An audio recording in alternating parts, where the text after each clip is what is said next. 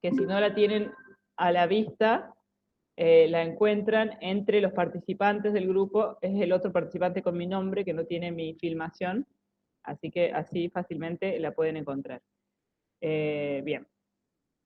La clase pasada, si recuerdan, estuvimos trabajando con esta noción de la escritura como un proceso complejo que involucra diversas aristas, que involucra diversos momentos que tienden a dejarse de lado en pos de mandarse a escribir de buenas a primeras, y que redundan en que los textos salgan poco adecuados, que no cumplan con sus objetivos, que no resulten satisfactorios. Estuvimos hablando mucho de el momento principal o primario del proceso de escritura, que es el de la planificación, que tiene todo un momento que consiste en la exploración de la situación retórica, del problema retórico. ¿Se acuerdan qué era el problema retórico?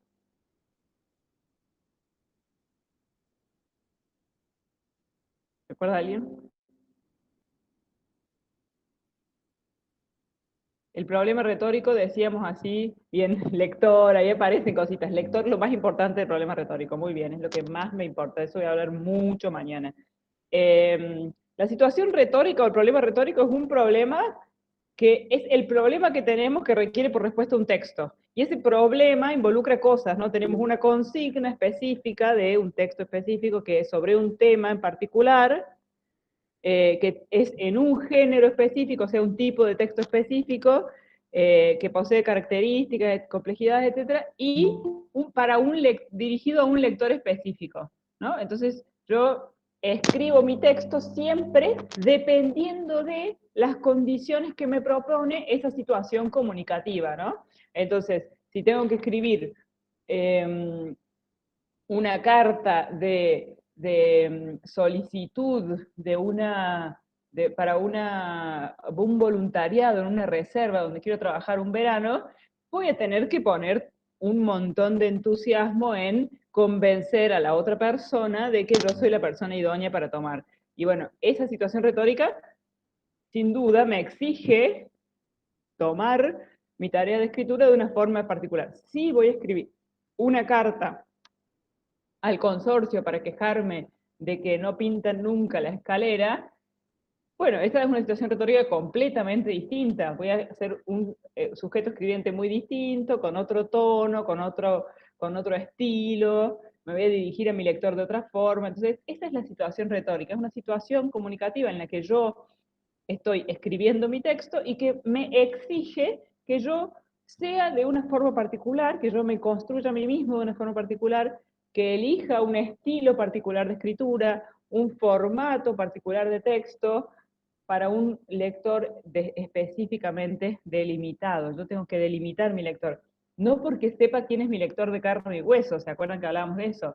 Sino porque yo construyo las características que mi lector tiene en general, sobre todo si mi lector sabe más o menos del tema que yo, qué necesita saber, qué no necesita saber, qué necesita que le expliquemos y qué no, y en qué condición se encuentra respecto de mí, porque hablábamos de que en el caso de que ustedes escriben un trabajo para un profesor, claramente ese profesor sabe mucho más que ustedes del tema, o no, pero podría ser, y no obstante ustedes tienen que explicarle algunas cosas que él ya sabe, porque la situación comunicativa que los vincula hace que le tengan que demostrar a él que saben, ¿no? Entonces la situación comunicativa es esto que tenemos, que también me gusta a mí llamarle ambiente de trabajo, cuando vamos a enfrentar un proceso de escritura que nos va poniendo palos en la rueda, nos va diciendo, ojo, esto tenés que hacerlo así, así, así, así, para que el texto sea adecuado. Una de las cositas que teníamos que ver cuando, cuando enfrentábamos un proceso de escritura y explorábamos esa situación retórica, una de las cosas que teníamos que saber de antemano, antes de emprender la tarea de escritura, era el tipo o la clase de texto que teníamos que escribir. ¿Se acuerdan que yo hablé un poquito de eso? Pusimos justo de ejemplo que los dos géneros que más usan por ahí en su profesión son el el informe y el proyecto, que son dos géneros, dos clases de texto muy dependientes de la consigna, o sea que muy cambiantes. No puedo decirles yo hoy cómo exactamente es un informe, porque hay tantos informes, pero tienen ciertas características que los hacen, que nos hacen agrupar todos los informes en el grupo de informes, todos los proyectos en el grupo de proyectos. Habíamos dicho, esta diapositiva que tengo acá, me la traje del PowerPoint anterior, habíamos dicho que es necesario conocer las características, y esas características tienen que ver con qué partes tiene el texto, qué características tiene cada una de las partes, y cómo esas partes, qué rol juegan en mi proceso de escritura, ¿no? Cómo determinan las decisiones que tomo en mi proceso de escritura. Me he vuelto a esta diapositiva en particular porque el tema de la clase de hoy tiene que ver con el texto, ¿sí? Hoy vamos a meternos en lo que es el texto, qué características tiene y demás, en términos muy generales, no específicos, ¿no? De qué tipo de texto. Pero para eso necesitamos partir de, yo en la diapositiva les había puesto conocimiento de la clase de texto, y después abajo ponía tipo de texto. Bueno, eso, clase de texto o tipo de texto, tiene un nombre propio en la lingüística, y es el de género discursivo. Son cositas que nosotros alguna vez mencionamos, déjame pasarles la diapositiva, son cositas que nosotros alguna vez mencionamos, creo, allá y hace tiempo, cuando nos encontramos en persona muy al pasar.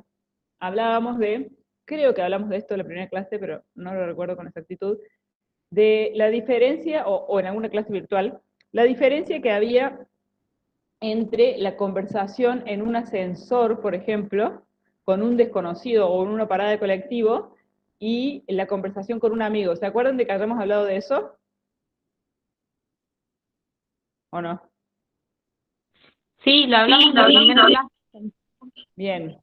Bueno, eh, y se acuerdan que decíamos que había como una limitada cantidad de temas sobre los que podíamos hablar con un desconocido en una parada de colectivo, o sobre todo una cierta cantidad de temas sobre los que sabíamos que no podíamos hablar con un desconocido en la parada de colectivo, y que esas reglas de juego las sabíamos de la calle, de vivir en la vida cotidiana, ¿no? Bueno, uno podría decir que esa conversación de colectivo, de parada de colectivo, es un género, ¿sí? Un género muy sencillo, un género cuyas reglas aprendemos solamente de vivir en la sociedad, pero así como ese tipo de texto o de uso del lenguaje, ¿no? De emisión del lenguaje, es un género, cualquier otro tipo de uso del lenguaje en una situación determinada es un género. Fíjense que yo ahí les pongo la pregunta, ¿qué son los géneros discursivos? Y les respondo, son formas típicas de enunciados exigidas en distintas esferas de uso de la lengua. Y ahí refuto la pregunta, ¿no? ¿Qué significa formas típicas? Que cada género discursivo es una especie de modelo para producir en una esfera específica de uso de la lengua una situación que está la parada del colectivo o el trabajo final de la licenciatura. Digamos, son esferas de uso de la lengua, una mucho más sencilla que la otra, pero igualmente válidas ambas. Y los géneros son formas típicas, o sea, tipificadas, modelo, en las que se producen esos discursos. En el caso de la parada del colectivo, por ejemplo, como es una forma típica, sabemos que, eh, por regla general, aprendimos alguna vez, no vamos a hablar de la diarrea o de la diarrea que tiene mi gato, por ejemplo. No le vamos a contar al de la parada del colectivo. Esperen que, si escuchan unos ladridos, van a durar un ratito, porque está justo llegando mi compañera y la perrita se pone muy de emoción. Bueno, entonces, hay géneros discursivos, hay tantos como discursos podemos emitir, orales o escritos. Lo que pasa que algunos son más simples y otros son más complejos. Y en el extremo de los complejos se encuentran, o sea, ya mucho más complejos son los escritos que los orales de por sí, y dentro de todos los escritos, mucho más complejo son los géneros de la escritura académica, ¿no? Son mucho más complejos que otros géneros escritos, ¿sí? Bueno, pero no dejan de ser géneros discursivos todos. Y yo les pongo ahí que los géneros discursivos no son solamente formatos de textos, ¿no? Como formas típicas, así, esquemas típicos, no son solo formatos de texto, sino que son sistemas de acción que generan expectativas entre lectores y autores, y por eso son importantes. ¿Qué quiere decir esto? Si el profe me pide que escriba un informe, sí, ahí viene todo. Si el profe me pide que escriba un informe, me va a dar una estructura, ¿no? Va a tener este apartado, este apartado, este apartado, entonces me va a dar un formato de texto. Pero eso a la vez genera una expectativa en él. Él espera que yo cumpla con esa estructura y que sepa llenar cada parte correspondientemente. Entonces, por eso es importante en la escritura académica atenernos o conocer el género discursivo. Porque si me piden una monografía, mi lector espera una monografía. Si me piden un trabajo final, mi lector espera un trabajo final. Entonces, por eso es importante atender al género discursivo. Déjenme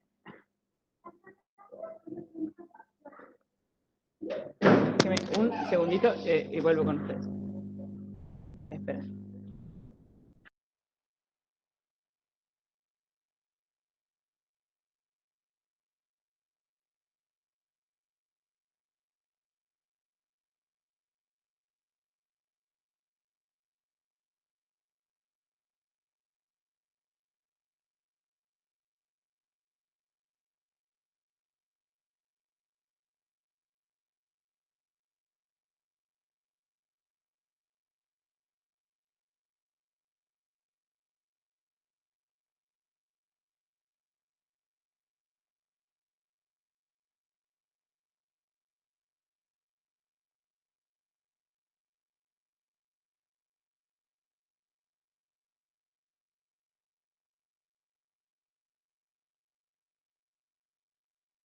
Bueno, disculpen, ahí volví.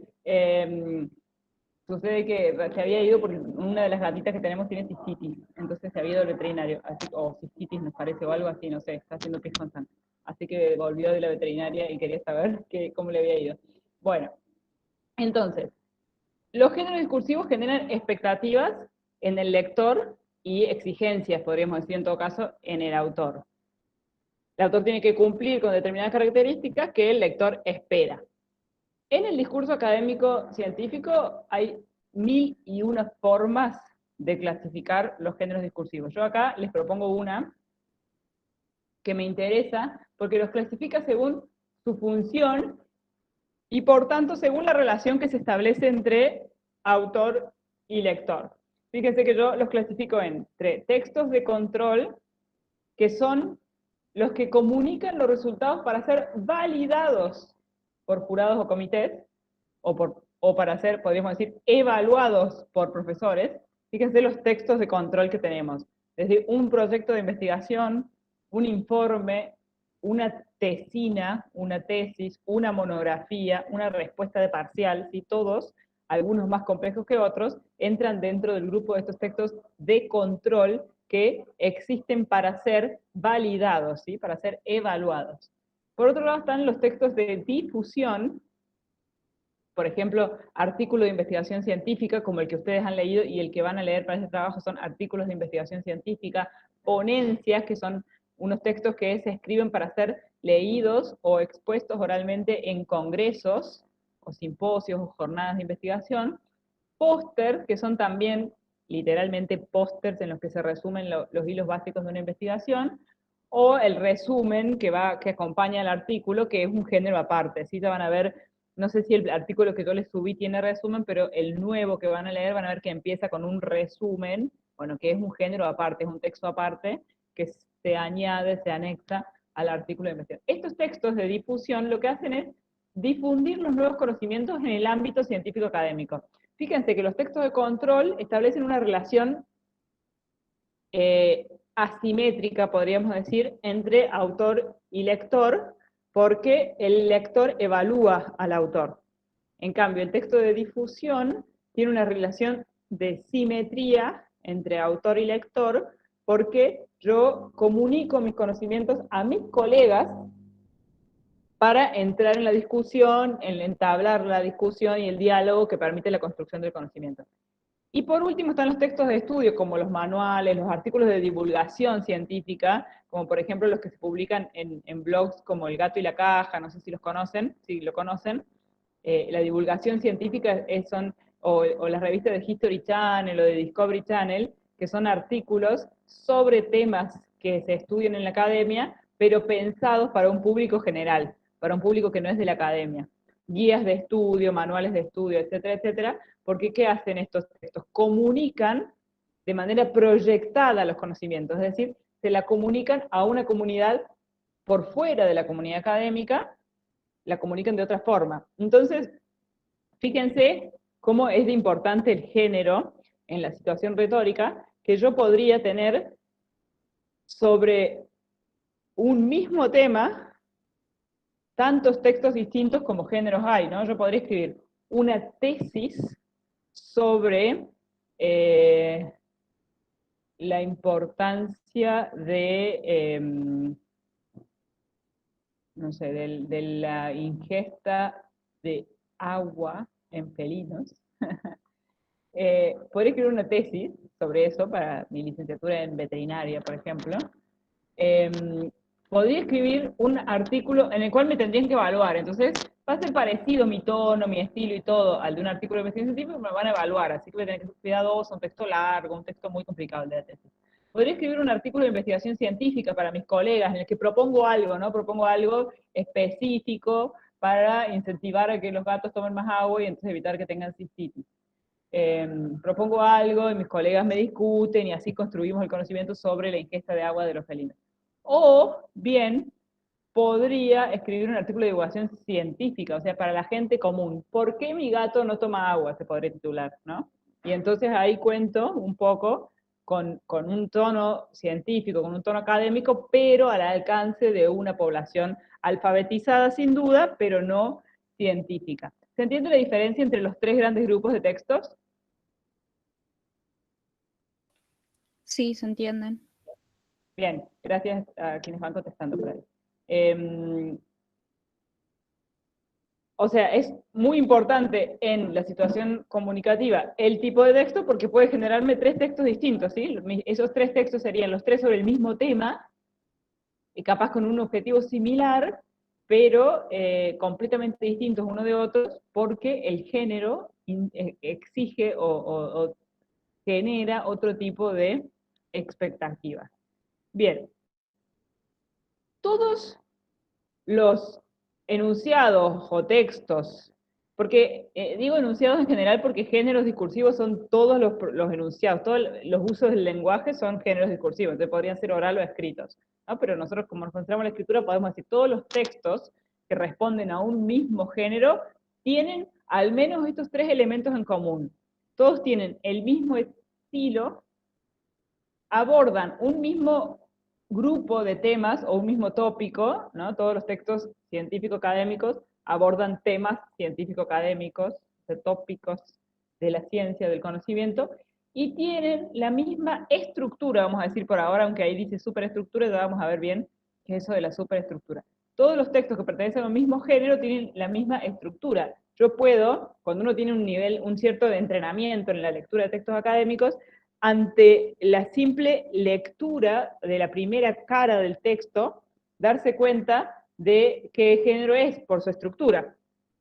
De hecho, ahora no lo tengo, no lo preparé para ustedes, pero, ay, no sé, capaz que sí lo preparé para ustedes, después lo vamos a ver. A una diapositiva en la que, sí lo preparé para ustedes, no me voy a adelantar. Uno puede, uno puede entonces rápidamente, solo de mirar la cara a un texto, darse cuenta de qué género es, porque tiene la misma estructura, ¿sí? Y dice, el circulito de abajo dice que todos los enunciados que no se adecúan a los requerimientos del género van a ser anómalos o inadecuados. ¿Se acuerdan que está en la primera clase empezamos a hablar de eso, ¿no? De esa anomalía o inadecuación de la que hablamos en la academia, que no es necesariamente incorrección, sino simplemente no va a funcionar el texto, ¿sí? Si yo pretendo rendir mi doctorado en letras con un texto de 15 páginas que empieza con un resumen, o sea que tiene el formato de un artículo de investigación científica, el tribunal se me va a quedar mirando y el texto puede estar muy bien, tener una sintaxis perfecta, una argumentación perfecta, todo muy bien, pero no es una tesis. Entonces, no va a funcionar, va a ser inadecuado. Bien. El tema en el que me quiero concentrar hoy, el estilo ya lo vimos un poco en la clase pasada, el estilo de todos los géneros discursivos del discurso académico científico es ese estilo cientificista, objetivante, que tiende a ocultar la persona, que usa palabras técnicas y demás. Sí, la clase va a quedar grabada. Si te querés quedar, quédate un poquito, y si se te entrecorta mucho y se vuelve insostenible, ya la voy a subir al aula mañana sin falta. Entonces, el estilo vimos un poco la semana pasada. El tema, bueno, el tema siempre depende de la disciplina científica en la que uno se desarrolla, se desenvuelve, pero fíjense que cada comunidad académica, que es de todo el mundo de la academia, tiene como subcomunidades, subpaíses académicos, tiene sus temas, su jerga, su léxico, ¿no? Yo les explicaba en la clase pasada que ustedes tienen uno que es muy amplio, de hecho, el de ustedes, ¿no? Porque el de ustedes abarca términos de la botánica, términos de la biología, de la agronomía. En cambio, yo pertenezco a otro submundo académico, que es el de la lingüística, en el que manejo otro tipo de terminología, pero bueno, así cada uno tiene su tópico, sus temas, su estilo. Pero el temita en el que me quiero concentrar hoy es en esta cuestión de la superestructura. Para eso, quería mostrarles este cuadrito que hice de lo que son en general las estructuras textuales, ¿no? El texto, como algo que es, vamos a empezar diciendo otra cosa. Vamos a decir que la palabra texto en latín, a mí me interesa esta metáfora, me gusta. La palabra texto en latín significa tejido, ¿sí? Y el texto es, o un enunciado, un pronunciamiento de lengua, es texto en tanto que tiene una unidad de sentido. ¿Qué quiere decir eso? En tanto que trata de un mismo tema, ¿no? Porque yo si no podría poner oraciones aisladas una al lado de la otra, con puntos seguidos, puntos apartes cada tanto, títulos en negrita, lo que sea, pero no sería un texto hasta tanto no tenga un tema del que trata. Entonces uno pueda decir, este texto se trata de tal cosa. Si yo no puedo decir eso, no es un texto. Eso es como importante para tenerlo como una idea de partida, ¿no? Un texto es una unidad de sentido. Es una unidad de sentido, o sea, tiene un tema, trata de algo. Pero esa unidad de sentido está formada por estructuras, ¿no? Está estructurada de alguna forma. Tiene al menos dos estructuras que a mí me interesan y que vamos a revisar en la clase de hoy. Una estructura global que tiene que ver con dos cosas. Por un lado, con la superestructura, que ya en todo esto nos vamos a ir deteniendo. Yo ahora hago la visión general. La superestructura es la organización esquemática del texto, o sea, el formato. ¿Sí? Todo texto tiene un formato que viene determinado por el género. Vamos hasta ahí. Pero tiene también una macroestructura, que también vamos a verlo con más detenimiento en la clase de hoy, que si la superestructura es la organización esquemática, esta es la organización conceptual, es decir, el contenido de ese esquema está ordenado de alguna forma. Ya habíamos dicho nosotros, la clase o la pasada o la anterior, que el lenguaje era lineal, entonces yo tenía que ser capaz de ponderar, de jerarquizar, de sintetizar y organizar las ideas. Bueno, esa organización de las ideas, de los conceptos, de los sentidos, conforma una macroestructura del texto, que se llama, su nombre propísimo es macroestructura semántica, es decir, macroestructura del contenido, que tiene que ver no con el formato esquelético del texto, digamos, no con el esqueleto del texto, sino con la coherencia textual, es decir, con cómo el texto resulta coherente, es decir, tiene sentido, cómo es que se entiende, cómo es que cumple su objetivo. Ya vamos a ver con más detenimiento esto. Y además de esta estructura global, que es, por un lado, vinculada al formato y por otro lado, vinculada al contenido, también tiene una estructura local que se llama microestructura, ¿no? Si la otra era macroestructura, esta es microestructura, que en realidad es la que sostiene la macroestructura, que tiene que ver con la organización verbal. es decir, la cohesión textual. Ya vamos a ver más adelante, nos vamos a quedar un poquito en las palabras coherencia y cohesión, pero para ir aclarándolas ahora, la palabra coherencia en lingüística significa lo mismo que significa en la vida en general, ¿no? Algo es coherente cuando tiene sentido, cuando funciona, cuando se entiende en relación con las cosas con las que se vincula. Y la cohesión, si bien no es una palabra tan común, sí nos suena también. Yo recuerdo cuando otrora daba clases presenciales, cada vez que preguntaba qué significaba cohesión, lo que tendía a pasar era que casi todos los alumnos empezaban a hacer así con las manos. No podían por ahí explicar qué significaba cohesión, pero hacían con las manos así. ¿Por qué? Porque tenían esa idea de que cohesión es lo que está unido, ¿no? Bueno, la microestructura hace eso, es aquella que demuestra que una parte del texto depende de la otra parte y que están todas unidas entre sí las partes para que sea un texto, es la única condición para que sea un texto. Si yo a un texto le saco una parte del medio y el texto sigue funcionando, hay un problema, esa parte sobraba. Para que un texto sea verdaderamente un texto, si yo le saco una parte del medio, se tiene que desintegrar todo. Es como un tejido. No sé si les ha pasado por ahí con un suéter que se le suelta un punto en el medio del suéter. Si ustedes no lo agarran a tiempo y lo vuelven a enganchar, por ese punto se desarma todo el suéter, ¿no? Bueno, un texto bien construido es como ese suéter. Un punto que se suelta hace que se desarme todo el texto. Estas estructuras conforman mi texto. Vamos a irlas viendo parte por parte. Y van a ir cobrando más sentido. Vamos con la superestructura esquemática, que es un nombre propio. Yo les digo los nombres propios, pero ustedes ya saben, ¿no? La superestructura esquemática es el esqueleto del texto, ¿no? Yo digo, los textos se diferencian entre sí por la diferente función comunicativa, como veíamos recién en el cuadro de géneros, si son de control, si son de difusión, de divulgación, etcétera, pero especialmente por su diferente estructura esquemática, ¿sí? Un texto es distinto que el otro porque tiene una forma distinta, ¿sí? Porque su aspecto físico es distinto. La superestructura esquemática, ahí yo les dejo como para que vayan, esta clase, su contenido es el PowerPoint, porque si yo les tuviera que redactar esta clase o ponerles material, es toda cuestiones lingüísticas muy complejas, por eso les pongo el PowerPoint con mucho texto, ¿no? Dice ahí, la superestructura esquemática es la representación abstracta, es decir, el esquema vacío, de la estructura global que caracteriza a un tipo de texto, independiente de su contenido, ¿no? Yo puedo decir que toda narración, por ejemplo, tiene introducción, nudo y desenlace. No importa de qué trate, toda narración tiene introducción, nudo y desenlace. Entonces, es el esquema, el esqueleto del texto más allá de su contenido. Eso les pongo en el siguiente cuadro, ¿no? Es una especie de esquema o silueta textual y determina, por otra parte, es importante el esqueleto porque es importante sobre todo por saberlo antes de empezar a escribir, porque determina el orden jerárquico en el que aparecen las partes del texto, controlando las macroposiciones. ¿Qué quiere decir eso?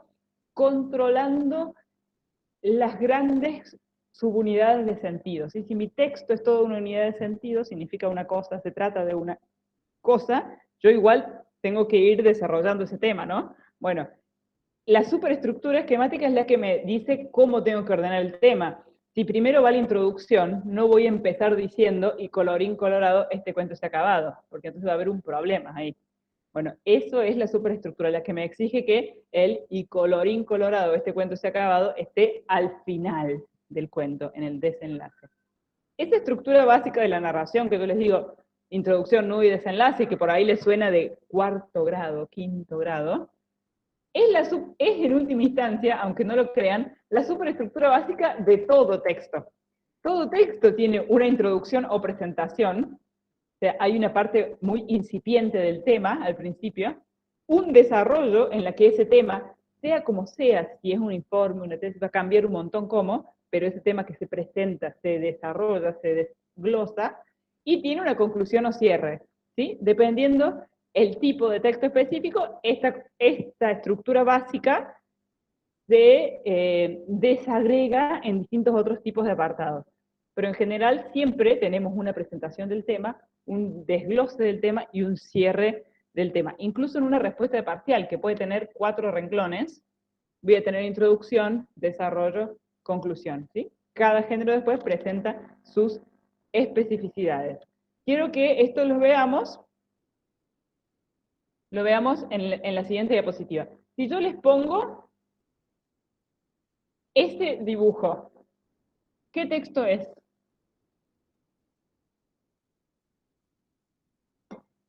¿Qué tipo de texto es? Una carta. Bien, una carta. Y fíjense que no, y si yo les pregunto, ¿de qué se trata?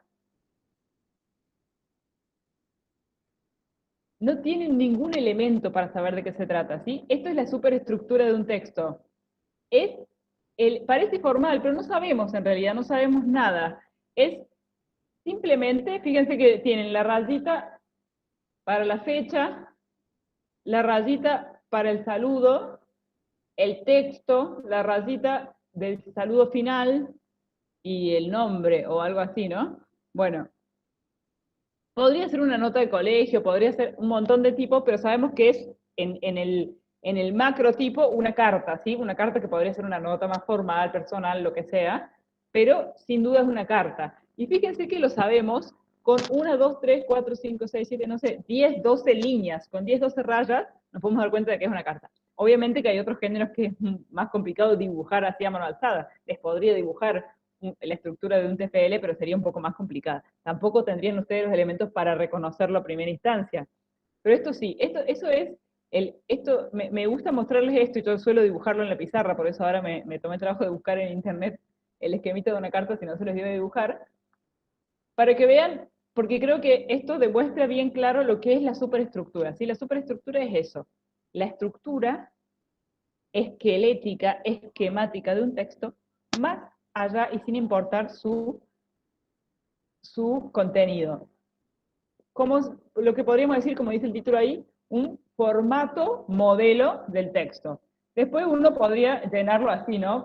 Tiene partes, esas partes son, ¿qué partes son? Porque yo les ponía al principio en la diapositiva, uno tenía que conocer la clase de texto, qué partes tiene, qué va en cada parte, bueno, yo elijo que esto sea una carta personal, y si es una carta personal, y también en cualquier otro tipo de carta, va a tener, la primera parte va a ser la fecha, después va a tener el saludo, después va a tener el cuerpo de la carta, la despedida y la firma. Fíjense cómo eso entra un poco en también la superestructura de introducción, desarrollo y conclusión, ¿no? No puedo empezar en donde dice la fecha, poner con muchos cariños, porque no sabríamos de qué se trata. Tengo que empezar poniendo la fecha, no puedo empezar poniendo, me despido atentamente, ¿no? Bueno, el género me exige una forma de organización de las ideas. Entonces, la superestructura es importante porque me da el formato modelo del texto y a la vez me orienta en cómo voy a organizar las ideas. Porque si ustedes recuerdan, en la clase pasada que hablamos de la planificación, decíamos que durante la planificación hacíamos una organización de las ideas del texto, ¿no? Nos imaginábamos el texto como un todo, hasta podíamos esbozar un índice hipotético y provisorio del texto en el que pensáramos qué iba primero, qué iba después, etc. Bueno, esa organización de las ideas que hacemos en el primer momento de la planificación, a ver, nosotros cuando empezamos a planificar tenemos que conocer el formato textual, ¿no? Tenemos que conocer la superestructura. En base a eso hacemos una organización de las ideas. Decimos, en la introducción que quiero decir esto, el desarrollo va a tener estos capítulos, y en este quiero decir esto, aquello, y en la conclusión voy a reflexionar sobre esto y esto. Esa organización primera de las ideas, cuando el texto esté listo, tiene que quedar plasmado en el texto, ¿sí? Entonces, más allá de las estructuras tipificadas, de esta estructura así esquemática, de la superestructura, la escritura cuenta, o el texto cuenta, con una organización jerárquica que articula todos los contenidos del texto, ¿sí? Entonces, más allá del esquema, ¿sí? Que tiene una fecha, un saludo, un desarrollo, hay una organización jerárquica en todo texto que me permite articular las ideas que yo quiero poner para llenar ese esqueleto de una forma adecuada. ¿Qué tengo que poner? Una estructura que me orienta a qué tengo que poner primero, qué tengo que poner después. Esto es lo que se llama la macroestructura semántica, ¿sí? La macroestructura semántica. La superestructura esquemática es el esqueleto del texto. La macroestructura semántica es la unidad semántica del texto. Semántica quiere decir de sentido, es decir, la unidad de sentido o de significados del texto. Es la gran estructura que me permite decir que mi texto trata sobre un solo tema. Fíjense que dice, permite que el texto parezca como un todo coherente y no solo como un conjunto de oraciones aisladas, separadas, no relacionadas, o de apartados aislados, no relacionados entre sí. Se podría decir que es el resumen del contenido global del texto. Y responde a la pregunta, ¿de qué se trata el texto? ¿Sí? Si un texto tiene una macroestructura semántica, podemos decir de qué se trata. La macroestructura no es tan fácil como la superestructura que ya viene preestablecida. La macroestructura se logra por medio de la organización de la microestructura, ya vamos a ir viendo eso, ¿no? Pero poniendo conectores, conectando una parte con la otra, si yo prometo en una parte decir algo, después decirlo, si digo algo después que necesita que antes haya dicho algo, que eso esté antes, que la información fluya. Un texto con una buena macroestructura semántica es un texto fácil de leer, que acompaña a su lector, es un texto que no deja vacíos de sentidos, que no da por supuesto cosas. Esos textos que a nosotros como lectores nos cuestan, que no sabemos cómo estudiarlos, porque no podemos encontrar cuál es el núcleo que está queriendo decir el autor, son textos que no tienen macroestructura semántica. Eso pasa mucho en la ensayística filosófica, de filósofos de altísima categoría, pero que, y también es una decisión propia de ellos, que yo no respeto, porque su cabeza vuela, hacen que ese vuelo también se manifieste en el texto. Entonces escriben textos que son dificilísimos porque se van por las ramas y nunca vuelven, entonces nunca sabes de qué se trata. Bueno, esos textos carecen de una macroestructura, porque no podemos decir específicamente de esos textos que uno los lee y dice, si tuviera que decir de qué se trata, no tengo idea. ¿Sí? Bueno, ahí hay un problema de macroestructura semántica, no están ordenadas las ideas. La macroestructura semántica es la que ordena las ideas, ¿sí? Con un sentido. Es más difícil de entender la macroestructura semántica, pero van a hacer una actividad, después de que terminemos la clase de hoy, con la que avanzamos con más conceptos vinculados a esto, que les va a permitir un poco ir entendiendo este concepto. ¿Cómo se relacionan los dos conceptos de macroestructura y superestructura? La superestructura dijimos que era el esquema del texto independiente del contenido, pero el contenido de ese texto es la macroestructura semántica, ¿sí? Y la superestructura determina cómo voy a combinar, cómo voy a ordenar los contenidos en la macroestructura, de la macroestructura. Por ejemplo, si yo vuelvo a la carta, la superestructura me va a determinar que mi macroestructura semántica avance o progrese de la siguiente forma. Córdoba, 28 de mayo del 2020. Estimados estudiantes de la Tecnicatura Universitaria en Guardas Parques, me dirijo a ustedes para saludarlos y desearles un buen fin de semana. Punto. Sin otro particular, me despido, Amparo Agüero Solís. Entonces yo ahora, una vez que lo llené de contenido de la carta, puedo decir de qué se trata la carta. Es un saludo de la profesora a sus estudiantes. Esta es la macroestructura semántica, ¿sí? El contenido del texto. Ahora, la superestructura me exige que yo primero ponga la fecha, el saludo, después el contenido y después el saludo final.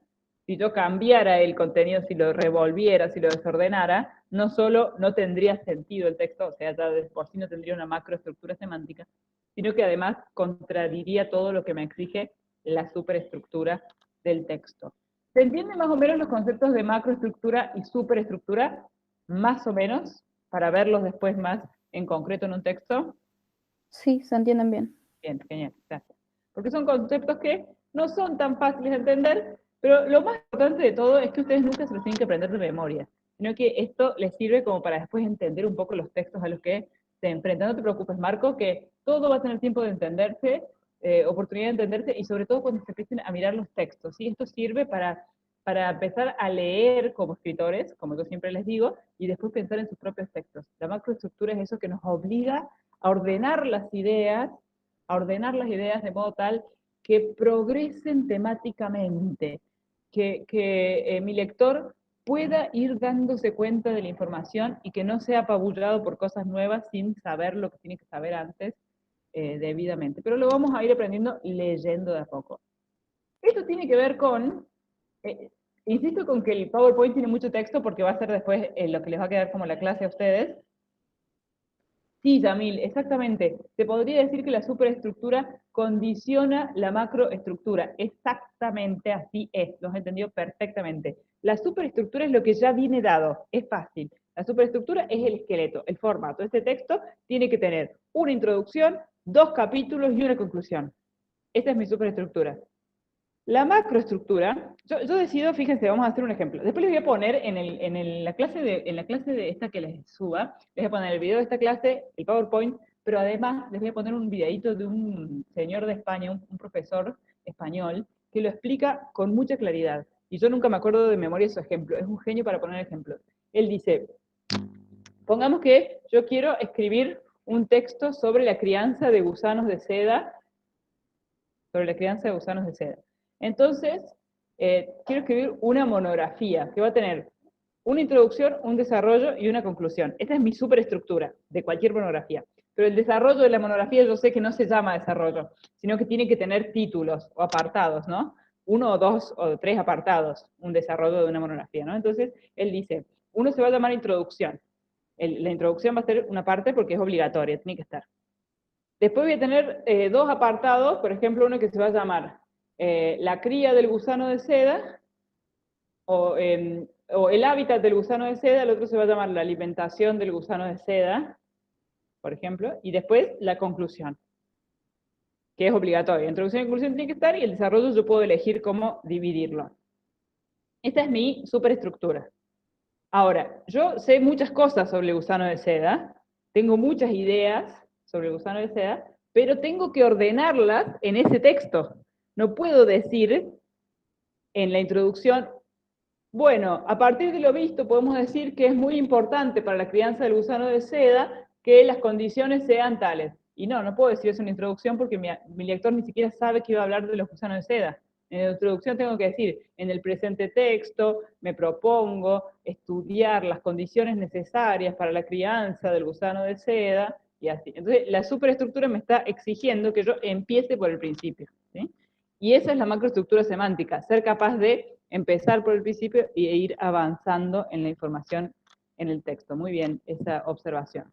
Bien, les pongo ahí, entonces, lleno de texto este PowerPoint porque va a ser tu clase, ¿no? Después, dice, cualquier texto tiene una forma jerárquica, con más o menos complejidad según el tipo de texto, ¿sí? Una forma jerárquica que tiene que ver con el hecho que dijimos hace ya varias clases, de que el lenguaje es lineal, ¿no? Entonces siempre tengo que decir algo primero y algo después, pero no puedo elegir al tuntún que decir primero, ¿no? La lógica de sentidos me obliga a decir primero una cosa y después otra. Entonces, por eso todo texto, no importa cuál sea, tiene una forma jerárquica. Esta forma facilita la comunicación. ¿Por qué? Porque ayuda al autor a poner las ideas en su lugar, ¿sí? Primero tengo que presentar el tema para después desarrollarlo y para después cerrarlo, y a la vez ayuda al lector a tener una visión conjunta del texto y a ir leyendo selectivamente. Pongamos que el lector de ese artículo que ustedes van a leer solamente quiere enterarse de una información, no quiere leerlo completo, bueno, puede saber más o menos por los títulos o por lo que dice la introducción, en dónde está lo que él quiere saber. Todo texto tiene una forma jerárquica que ordena las ideas de una manera lógica. Ahora bien, cuanto más largo es el texto, más clara tiene que ser la estructura. ¿Por qué? Porque no importa cuán largo sea un texto, trata sobre un solo tema. Eso siempre pasa, ¿sí? Un texto trata sobre un tema. Si es muy largo, tengo que ser muy claro en la estructura para ver cómo todas las partes son necesarias y se relacionan entre sí. Un gran problema que suelen tener quienes escriben trabajos finales o tesis, que son textos muy largos, y esto capaz lo digo mañana, es precisamente que no logran vincular ciertas partes del texto entre sí. Entonces, el texto parece un pastiche de 3 textos. Uno es la introducción y el marco teórico, parecen un texto. Después, el análisis de los datos parece otro texto, y la conclusión parece otro texto. No logran la forma de vincularlos entre sí, porque no es muy clara ahí la estructura jerárquica del texto. Ahí es todo un desafío ese trabajo, hacerlo. Nosotros por ahora vamos a reconocerlo hecho, ¿no? Pero hacerlo es todo un desafío, que incluso a mí me resulta una tarea desafiante organizar bien mis textos de modo que nada parezca colgado, que todo parezca necesario y justificado. Esta forma jerárquica del texto se ve más o menos así, ¿no? Un texto tiene apartados o capítulos, 1, 2, 3, 4, los que tenga. Esos apartados a su vez tienen párrafos, o incluso si son largos, subapartados, ¿sí? Esos párrafos tienen frases, y entonces primero va un apartado que otro, después va, dentro de ese apartado, un párrafo tiene que ir primero que otro, dentro de ese párrafo una oración tiene que ir primero que la otra, y dentro de esa oración una palabra tiene que ir primero que la otra. Entonces, tiene que ver esto con la linealidad del lenguaje, ¿no? No puedo poner dos palabras juntas, dos párrafos juntos, dos apartados juntos. Entonces, si yo tengo que escribir así mi texto, necesariamente tengo que ordenar las ideas de modo tal que tengo que saber, de modo tal que sepa y prevea qué va en el primer apartado, qué va en el primer párrafo del primer apartado, qué va en el segundo, qué va en el segundo apartado, y así sucesivamente. Y esto genera un desafío que tiene que ver con que si el texto trata sobre un solo tema, ¿cómo hago para llenar todas las páginas y no aburrir a mi lector? O sea, yo puedo escribir una monografía sobre la crianza del gusano de seda, pero no puedo decir todo el tiempo la crianza del gusano de seda, la crianza del gusano de seda. Tengo que ir avanzando temáticamente. Bueno, eso se llama progresión temática. Es decir, ese desafío que tenemos como autores o como escritores de hacer avanzar temáticamente el texto, pero sostener el tema. Siempre hablar sobre el mismo tema, no irnos por las ramas, pero ir agregando la información de una manera lógica, ¿sí? ¿Qué tengo que decir primero, qué después? Sin decir nada que no vaya, porque por ahí me cuelgo, como no sé ni de lo que estoy hablando, como no he planificado bien mi texto, me pongo a decir algo que me sale más, y por ahí, o que escribí antes y está bueno, por ahí no tiene nada que ver, no. Tengo que ser capaz de meterme en mi texto, ir haciéndolo avanzar temáticamente, y sostener el tema, sin irme de tema. Este concepto de progresión temática tiene que ver o surge del de macroestructura semántica, ¿no? Un texto tiene una macroestructura semántica en la medida que, o unidad temática, una unidad temática, digamos, trata de un tema en la medida en que la información en el texto progresa de una manera lógica, de una manera jerárquica, no se detiene, no redunda, el texto no es redundante, no repite todo el tiempo lo mismo, pero tampoco se va de tema. Entonces, fíjense que lo que les pongo ahí. Cada uno de los enunciados que componen un texto introduce información relacionada con su tema, ¿sí? Todos los enunciados dentro de un texto introducen algún tipo de información que está relacionada con el tema del texto. Por eso decimos que el tema está presente de manera explícita o implícita en todos los enunciados del texto. Pero esto no significa que tengan la misma información sobre el tema, sino que cada enunciado implica información anterior, la retoma, pero añade alguna información nueva, ¿no? Entonces, esto implica que, de esto se desprende que, además, y uno va añadiendo información sobre el mismo tema. Ese es el máximo desafío, ¿sí? El máximo desafío de un texto está en lograr construir esa macroestructura semántica, es decir, en organizar las ideas de una manera lógica, qué pongo primero, qué pongo después, esto quedará bien acá, esto queda colgado, ¿dónde lo pongo? ¿Corresponde a mi texto? ¿Lo tengo que sacar? Y bueno, y ahí es donde la planificación juega un papel muy importante, y además un lector externo, alguien que nos acompañe en nuestra escritura, un compañero, aunque sea el que le hagamos leer nuestro texto y que pueda decirnos si vamos más o menos encaminados. A ver, como una cadena, se engancha el eslabón anterior con el otro para enganchar el próximo. Exactamente es esa la metáfora, ¿sí? Es como una cadena en la que los eslabones están enganchados, y si los corto, se desarma, se corta a la mitad la cadena, ¿sí? No pueden quedar enganchados los otros, ¿sí? se corta la mitad de la cadena, o sea, se rompe el texto, tienen que estar enganchados. Y lograr ese enganche es difícil, a mí también me cuesta, y es más, a veces sé que escribo un texto de mala calidad, para alguna instancia en la que no me preocupe tanto, y me doy cuenta que es de mala calidad porque pongo cosas que sé que no están muy bien enganchadas, pero ya no tengo más ganas de pensarlo. Entonces, mi habilidad me permite darme cuenta de que el texto tiene una estructura semántica pobre, pero como no tengo ganas, como no es tan fácil, ni siquiera sabiendo toda la teoría, lograr una buena estructura semántica, no tengo ganas de dedicarle esfuerzo, y como sé que a mi lector se le puede pasar, lo dejo pasar. O sea, a mí también me resulta un esfuerzo lograr textos estructurados semánticamente, porque es todo un desafío. Y por eso lo más importante es leer como escritores y aprender de los textos que ya están escritos para ir tratando de aplicar lo que han hecho. Pero se sienten identificados con esto de la dificultad que genera organizar las ideas de un texto. ¿Qué pongo primero? ¿Qué pongo después? ¿Cómo hago para que tenga sentido?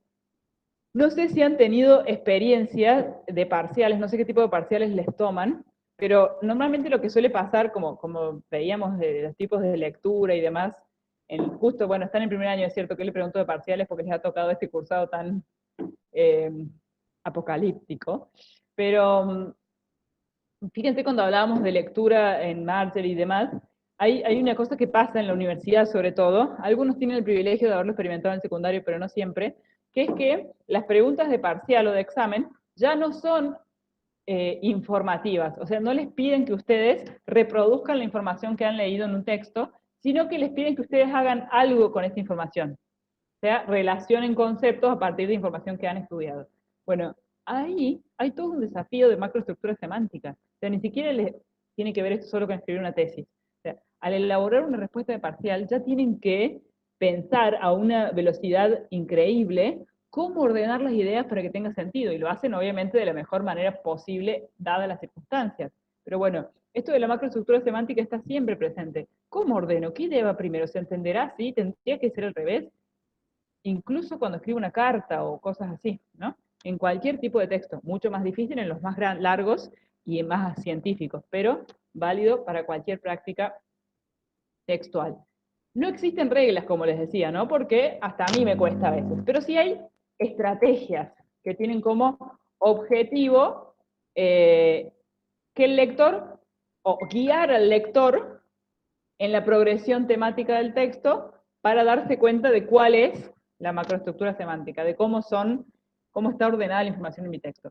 ¿Cómo hago yo eso? ¿Cómo logro guiar a mi lector? Dividiendo mi texto en partes, dividiendo esas partes en párrafos, poniéndole títulos a las partes, y en la academia es súper importante que los títulos de esas partes no sean metafóricos, no ponerme muy literaria en los títulos. En la academia está bueno ser bien concisa con los títulos para que mi lector pueda darse cuenta simplemente con leer los títulos de un texto, más o menos de qué trata. Este es un ejercicio que van a hacer con el artículo nuevo que les voy a subir, es armar un índice de ese artículo y ver si solamente con los títulos pueden, bien, Jazmín, ahí vuelvo con lo que está diciendo. Si solamente con los títulos del texto pueden darse cuenta de qué trata. Y Jazmín propone el paso inverso. Si yo estoy escribiendo, una buena forma de empezar, y esto lo voy a decir mañana, es imaginarse los títulos del texto, imaginarse el índice provisorio, porque con eso me imagino cómo va a estar ordenada la información. Eso puede cambiar 10.000 veces, porque después me doy cuenta que no,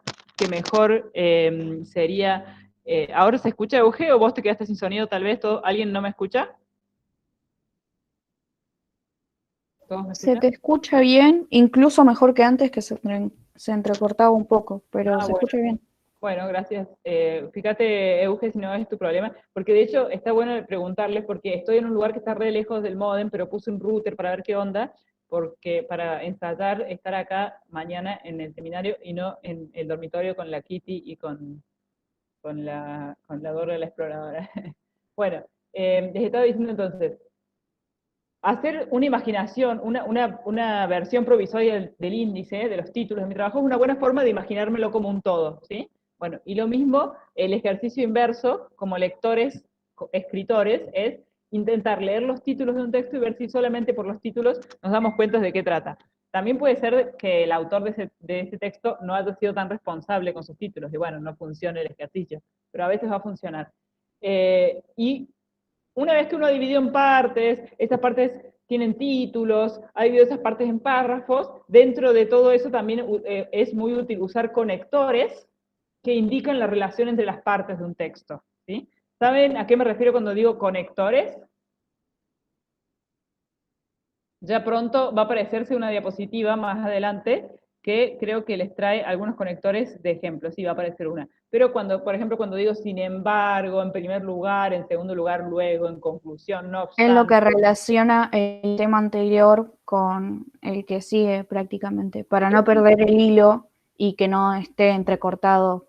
Exacto, son palabras tan fantásticas que su función, su significado, no es en la oración en la que están, sino que su significado es en la macro oración del texto, ¿no?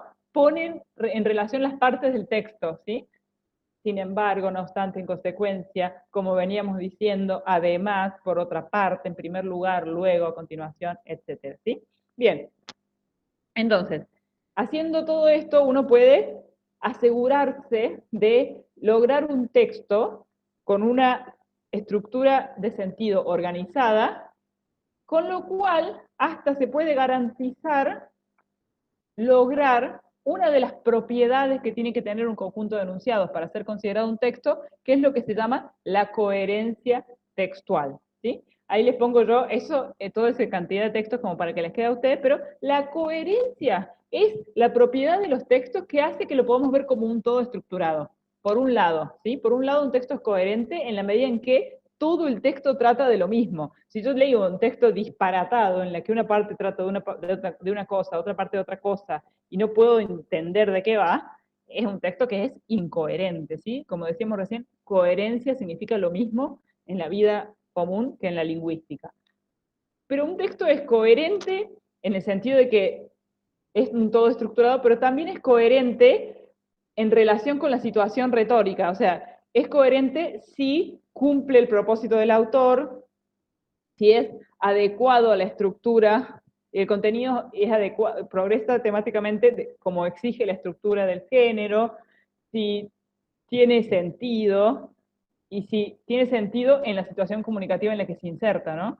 Si yo quisiera escribir una carta para aplicar para aplicar es un anglicismo horrible, para proponerme para un voluntariado en una reserva, y me hago el canchero y uso el lenguaje informal y digo cualquier cosa, y bueno, el texto va a ser un poco incoherente, entonces corro el riesgo de que no me tomen, ¿sí? Entonces, el texto va a ser coherente internamente en la medida que trata de un solo tema y externamente en la medida que se ajusta a las exigencias del lugar donde va a circular, ¿sí? Coherente en el sentido más estricto posible. Todas las decisiones que tomamos cuando escribimos un texto tienen que ver con sostener la coherencia, con que mi texto sea coherente.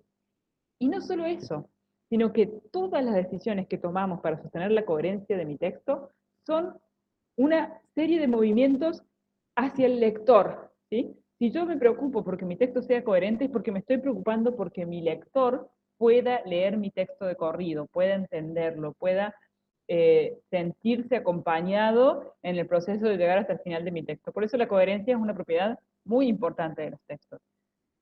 Un texto es coherente si logramos sostener el tema durante todo el texto, si atendemos a la superestructura del género, o sea, si cumplimos con la expectativa de nuestro lector sobre qué partes tiene que tener el género, si aseguramos que la información avance, o sea, que el texto no sea redundante y repetitivo y siempre diga lo mismo y lo mismo, si logramos distribuir la información de una manera lógica, en la que primero aparezca lo primero y después lo que va después, si logramos cohesionar, te va a aparecer el sentido de la palabra cohesión más adelante, pero es si logramos unir todos los elementos, pegotearlos de modo que una parte dependa de la otra, si planificamos cada oración, si diseñamos cada palabra, etcétera, nuestro texto seguramente va a ser coherente. O sea, la coherencia se desprende de todo lo demás, de que tengamos cuidado con todo lo demás.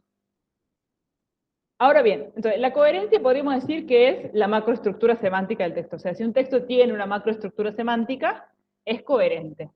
Si tiene una unidad de sentido, es altamente probable que sea coherente, a no ser que justo tenga una macroestructura semántica, pero esté muy colgado para la situación comunicativa. Pero es altamente probable que resulte coherente. Ahora bien, cuando vimos allá atrás las estructuras textuales, habíamos dicho que la estructura global del texto estaba compuesta por esa superestructura esquemática, que era el formato del texto, y por esa macroestructura semántica, que era cómo progresaba la información dentro de ese esquema. Pero también había una estructura local, que era lo que llamábamos las microestructuras, que tienen que ver con las partecitas de adentro del texto, ¿no? Es cómo gramaticalmente ordenamos las ideas, cómo unimos una idea con la otra, qué oraciones construimos, qué conectores ponemos entre una oración y la otra, cómo organizamos las distintas oraciones, qué signos de puntuación usamos. Digamos, la microestructura es la manifestación en la superficie de la lengua de lo que es la coherencia, ¿no? Si la coherencia es a nivel global, la cohesión es a nivel de la superficie del texto, de la lengua en su sentido más gramatical posible, ¿sí? De qué decisiones tomamos para cómo mostramos la macroestructura semántica con el uso de la lengua, cómo conectamos las partes, qué palabras usamos, qué estructuras sintácticas usamos para conectar las partes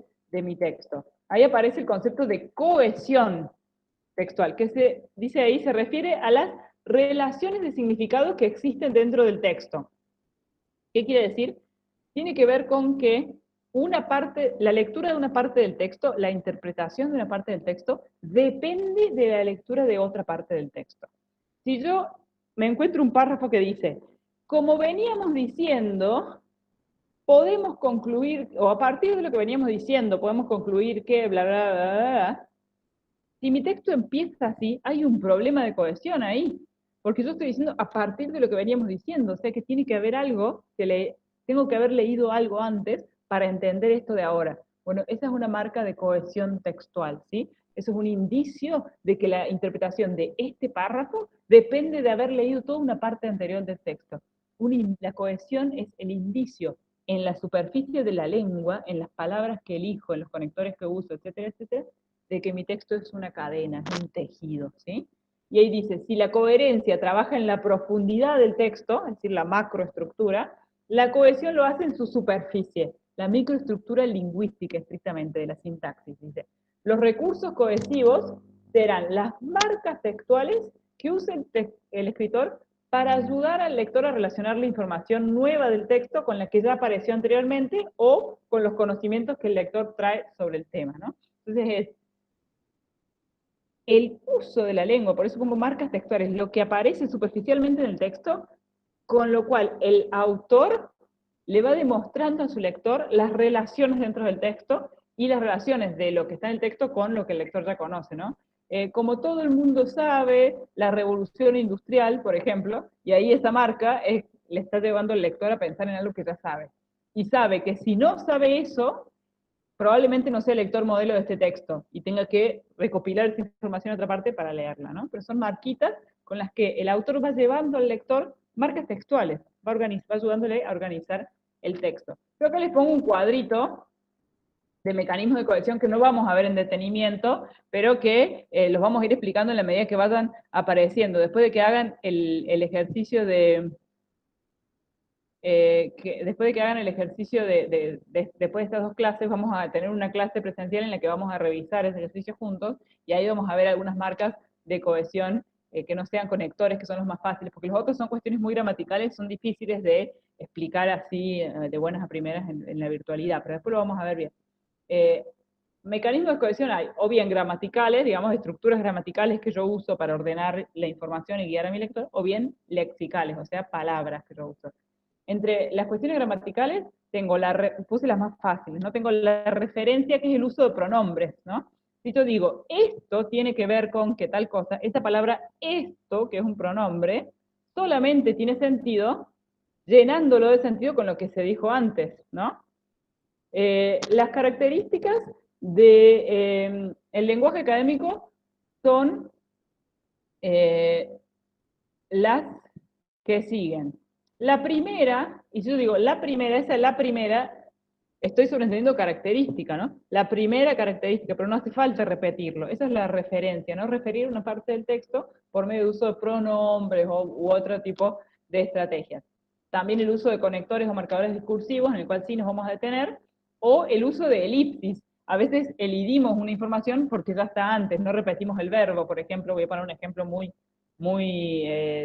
básico, pero yo puedo decir, yo limpio el comedor, ella limpia no, yo limpio el comedor, coma, ella la cocina.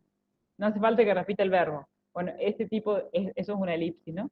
Elidir información que, como ya está en el texto, se puede entender. Eso es una marca de cohesión, porque solamente se va a poder entender, yo digo, ella la cocina, solo no se entiende. Si no leí antes, yo limpio el comedor. ¿Se entiende? Eso sería como la elipsis. Y en cuestiones léxicas, o bien repetir palabras para hacer énfasis en ellas, pero si no, para evitar repetirlas, usar sinónimos o usar palabras que tienen un significado más amplio, como decir el profesorado, en lugar de decir, los profesores de la universidad, es una palabra general, hiperonimia, el profesorado, o uso palabras que tienen significados similares, ¿sí? En las cuestiones léxicas es un poquito más difícil de notar, pero cuando analicemos el texto lo vamos a tratar de ver, pero se los voy a mostrar yo. Estas cuestiones de cohesión son un poquito más difíciles, pero la que más me interesa en todo caso, porque las otras nos van saliendo naturalmente, aunque no lo crean, nos salen naturalmente porque es la lengua que hablamos. Esa ventaja tenemos, ¿sí? Yo no me concentro tanto en esto porque sé que hay muchas cosas que salen naturalmente. Lo que sí hice es dejarles esta plaquita con algunos marcadores del discurso, marcadores textuales, porque son los que permiten estructurar la información, organizarla. O bien en cuestiones de lugar, por ejemplo, en primer lugar, después, etcétera, o para presentar una nueva información, más bien, de una nueva forma, la idea más bien, mejor dicho, dicho de otra forma, o si no, además, en consecuencia, por tanto, o según el autor, en efecto, ciertamente, y bueno, ahí también en este cuadrito venían los marcadores conversacionales, que no nos sirven en los textos escritos, pero también sirven, ¿no? Claro, desde luego, oye, mira, no son tipo de palabras que nos permiten relacionar grandes partes de texto con otras grandes partes de texto. ¿Me siguen hasta ahí? ¿Me han podido seguir? Sí, y Porque la voy placa rápido. esa sirve mucho para los próximos trabajos que tengamos que hacer. Y de hecho, esta placa la pongo acá porque es la que entra, pero cuando les suba la clase les voy a subir más conectores, ¿sí? Un PDF con un montón de conectores con su función y sus ejemplos bien clarito, muy lindo. Este porque entra acá en el PowerPoint, pero sobre conectores van a tener un montón de información para que no usen siempre el así, así pues, que siempre usamos, ¿no? Así que van a tener ahí mucha más información. Bien, una cosita más quería ver antes de explicarle la tarea que van a tener que hacer con el artículo. Y tiene que ver con la importancia del párrafo, ¿sí? Porque así como tenemos apartados, cada apartado tiene párrafos. Y es importante prestarle atención a los párrafos porque no se trata de poner enter al tuntún, ¿sí? Sino que el párrafo es también una mini unidad de sentido, ¿no? Si mi texto es una gran unidad de sentido, cada apartado es una unidad de sentido, una subunidad de sentido, en el sentido de que trata un apartado de ese tema, y a su vez cada párrafo es una unidad de sentido, que tiene en última instancia, aunque no lo crean, una introducción, un desarrollo y una conclusión. Es importante tener cuidado de los párrafos. Dice ahí que funciona como una unidad de temática, por un lado, para organizar la información, y por otro lado también es una distribución gráfica, ¿sí? Le sirve al lector para darse cuenta de que el texto está dividido. Nosotros ponemos la sangría y nos enfrentamos a la página, y fíjense qué diferente es enfrentarme a esos 4 tipos de páginas. ¿Cuál les parece más cómodo de leer? La B. Bien, bien. Es cierto que la B parece más cómoda de leer, ¿no? ¿Qué problema tiene la A? Sería, no sé cómo explicarlo, pero cuando nos enseñaron a leer en mi escuela, nos decían que cuando terminaba un párrafo y empezábamos el otro, teníamos como que respirar y hacer una pausa más grande para procesar todo lo que habíamos leído en el anterior y prepararnos para lo que viene. Y como es mucho, tendrías que hacer una pausa muy grande para procesar Claro, todo lo ¿no? que leíste. Hay que tomar mucho aire para leer ese choclo. Claro, Además de que yo, que trabajo de correctora, ya además, me imagino que dentro de ese choclo hay dos oraciones seguramente, de 18 renglones cada una, con un montón de confusiones en el medio y que no se entiende nada. Mientras más largo el párrafo, más fácil enredarnos en un hilo que no tiene sentido, ¿sí? ¿Alguien quería decir algo más? Que lo corté. no, yo justamente quería decir eso, que ese párrafo seguramente tiene muchas ideas adentro, entonces por eso la B puede llegar a tener más separados los temas que va Bien, tratando en cada párrafo. van organizados mejor. De hecho, son un poco cortitos para mi gusto los párrafos de la B, pero es el más salvable de todos estos ejemplos. El C Sí, parece una o sea, lista por de... otra parte el D podría ser, pero es casi lo mismo que el A. Y por ejemplo, se da a entender que queda una sola oración como si fuera un párrafo y Bien, que por el D ahí no le da mucho sentido. sospechoso, exacto, el D Quedaría descolgada esa oración. bien, me dice Alfonsina que el C podrían ser ítems. Sí, el C no parece un desarrollo textual, ¿no? Puede ser o una receta de cocina o una lista de súper. Sí. Y el D es muy sospechosa de ese desequilibrio en el tamaño de los párrafos. Porque fíjense que los párrafos son todo un desafío, porque si bien uno no pone enter al tuntún, sin embargo se espera de uno que pueda equilibrar los tamaños de los párrafos, que los párrafos estén más o menos equilibrados en tamaño, tengan más o menos la misma cantidad de oraciones. Entonces es todo un trabajo, ¿no? Porque por un lado hay que cuidar que se parezcan, pero por otro lado hay que cerrar una idea. Es todo un desafío la escritura de los párrafos. Uno que está bueno cuidar, porque son importantes los párrafos. El ejercicio, un ejercicio muy importante, acá le puse yo esta plaquita que dice funcionamiento de los párrafos, tienen doble funcionamiento, que es muy básico, esto les digo. Por un lado, un funcionamiento externo, es decir, son apartaditos del texto, ¿no? Como apartaditos del texto son unidades de sentido. Incluso en textos cortos son los únicos apartados que el texto tiene. Entonces yo en un texto corto que no tiene apartados, hay que tener 2 párrafos de introducción, o un párrafo de introducción, 3 párrafos de desarrollo, un párrafo de conclusión. O sea, el párrafo sirve de apartado, por eso son muy importantes. Y a su vez internamente también tienen una organización. En la materia de trabajo final nos dijeron que no tiene que tener más de 12 renglones. Sí, 12 renglones es un tamaño estándar, uno va midiendo entre 12 y 15, no más de 150, 200 palabras, uno lo va midiendo ahí, según cómo va pudiendo, va jugando con eso. Nadie le va a contar los renglones, pero tiene que ir jugando con eso. Internamente, el funcionamiento interno del párrafo también es como una mini unidad de sentido, como un mini texto en el que hay una introducción, un desarrollo, una conclusión. Bien, fíjense que les voy a mostrar primero la consigna del trabajo que van a hacer, para a partir de eso, si nos queda un ratito, les voy a mostrar un ejemplo, muy mini que hice yo acá, que traje acá de un libro.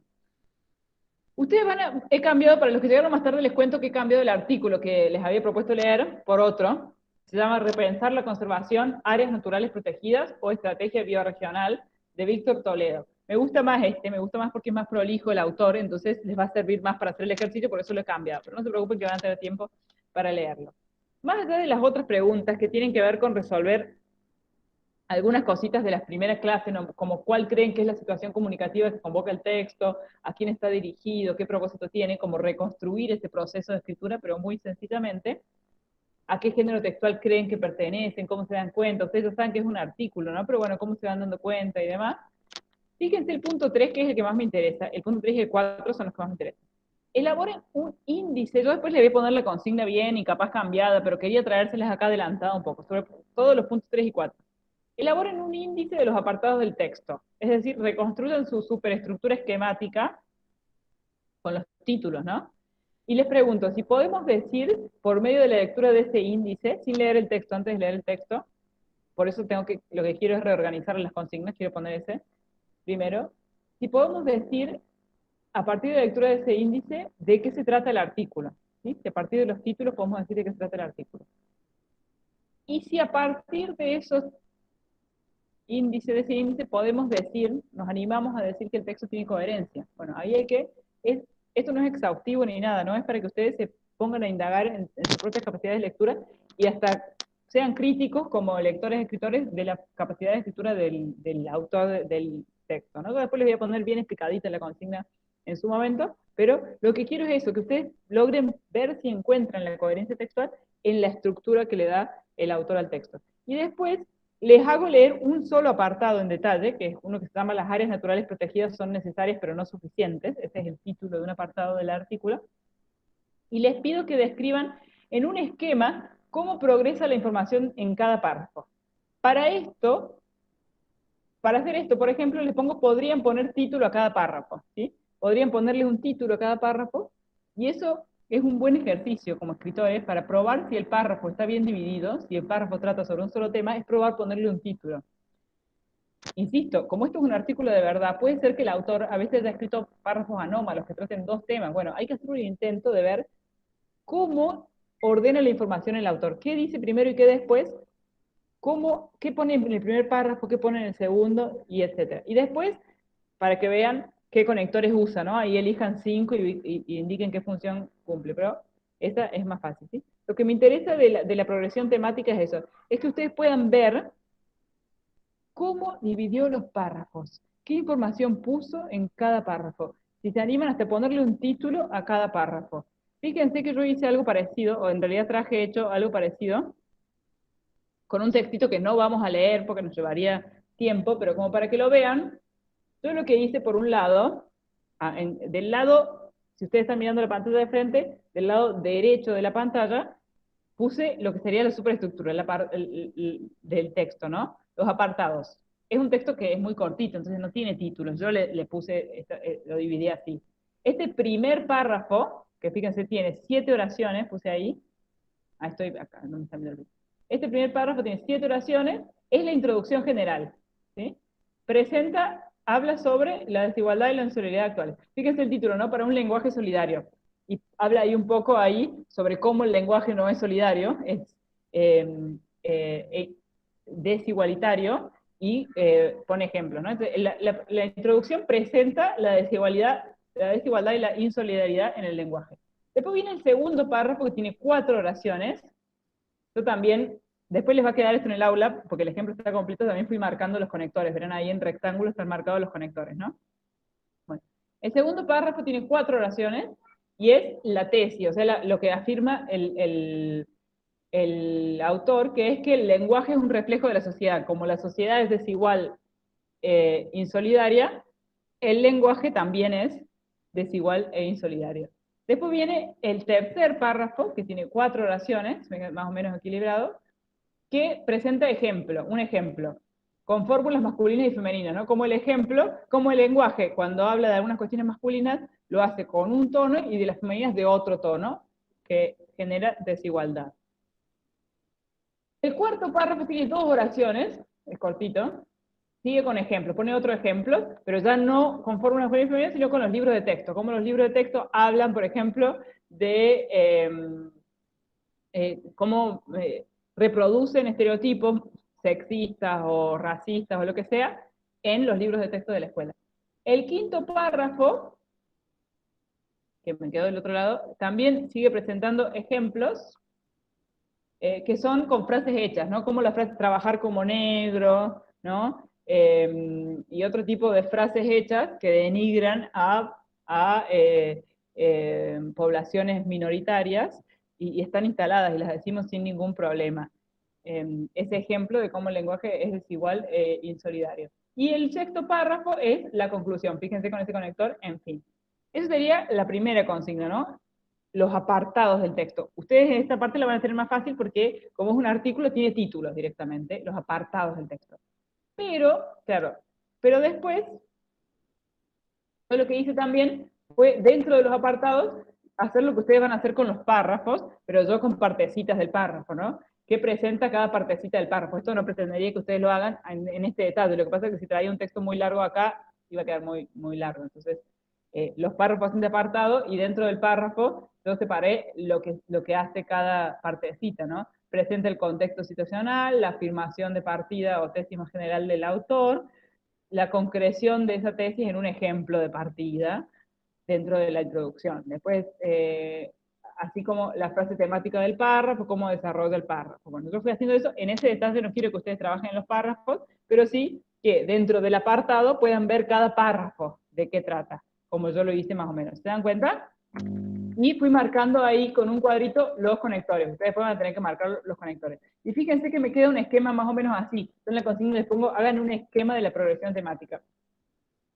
Tengo 6 párrafos para este punto sobre el apartado, ¿no? Uno habla sobre la intolerancia y la insolidaridad, el lenguaje como reflejo, y funciona como introducción. El lenguaje como reflejo es la afirmación principal. Fíjense que todo el núcleo del texto son estos párrafos, el desarrollo, podríamos decir, el lenguaje como reflejo.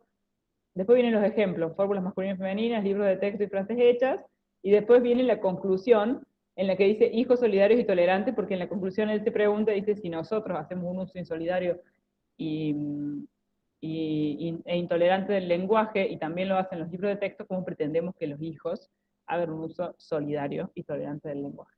Bien, un esquema más o menos así les tendría que quedar a ustedes del apartado ese que yo les pido. Sin todo esto de introducción, desarrollo y demás, porque yo lo hice porque ese texto no tenía apartados. Pero sí intentar así ponerle títulos a los párrafos para ver cómo progresa temáticamente. Fíjense que yo acá tengo una presentación del tema, una afirmación del punto de partida, una idea principal de partida, unos ejemplos de cómo se desarrolla esa idea y una conclusión. Este tipo de trabajo van a hacer ustedes con el texto, pero todo va a estar muy, muy delimitado en la consigna, todo muy, muy aclarado, y me van a poder hacer todas las consultas que sean necesarias. Lo que me interesa es que desglosen el texto para aprender ustedes, ¿sí? Como escritores. Entonces, no es para romperse la cabeza, no es para pensar, uy, ¿cuál es la palabra? Tengo que poner tesis, tengo que poner núcleo, no, nada de eso, ¿no? Con la mayor espontaneidad posible, desglosar el texto para tratar de entender cómo se construyó, cómo se organizó semánticamente, ¿sí? Les voy a subir un nuevo artículo, como les decía, se los voy a subir ahora cuando suba la clase. Les voy a subir esta clase, el PowerPoint, y un videíto sobre estructura textual, muy sencillo y corto, de un profesor español que resulta muy esclarecedor para que lo vean antes de hacer el trabajo. El trabajo va a ser grupal, y la clase que viene, la semana que viene, no nos vamos a encontrar en un encuentro virtual para que ustedes la semana que viene puedan dedicarla a trabajar, lo cual no quiere decir que no me puedan escribir por todos los medios para consultarme en el proceso del trabajo, ¿sí? Y ya la otra semana nos vamos a encontrar para poner en común lo trabajado y avanzar con el último tema que es que nos queda por ver de la reducción de contenidos que hice, que es otra de las propiedades de los textos, que es la intertextualidad, es decir, la relación con otros textos. Y ahí se desprende la citación. ¿Estamos hasta ahí? ¿Me han seguido? Bueno, bueno, buenísimo. No quiero que se estresen, no quiero que decaigan. Ya van a encontrar la información subida y la semana que viene va a ser para trabajar, leer y desglosar el texto nada más. Y voy a estar ahí para acompañarlos. Los mismos de la actividad anterior, los grupos. En algún momento podríamos elaborar una solicitud para voluntariado. La pueden hacer cuando sí, podemos, les puedo subir algún material sobre eso, no hay mucho, no es que haya mucha teoría al respecto, pero sí, sí, les voy a subir una clase especial sobre presentación, sobre carta de presentación, para que trabajen con eso quienes necesiten y quieran practicar eso. Sí, Tamil, voy a hacer eso, una clase especial, aparte de todos los demás, va a ser sobre carta de presentación, ¿estamos? Perfecto. Eso, y si no les prometo para la semana que viene, pero sí antes de que termine el cursado, una clasecita sobre currículum. ¿Estamos? Como para que tengan ahí para ir armando su currículum y su cartita de presentación. Bueno, estimades, con esto los dejo. Lo de los grupos, Alfonsina, sí, ¿qué problema tienes con eso? Los grupos serían los mismos, a no ser que alguien se haya peleado a muerte y quiera cambiar de grupo, o necesite por alguna razón trabajar sole, me avisa. Pero por lo demás, por mí, serían los mismos grupos, que los tenemos muy organizaditos en 20 grupos, por ahí he ido aclarando algunas dudas que tenía, pero si alguien no está en grupo, está perdido, no tiene idea cómo es eso, me escribe por el aula y nos organizamos. ¿Estamos? Corto la grabación, así después no tienen que escuchar todas estas cositas. Y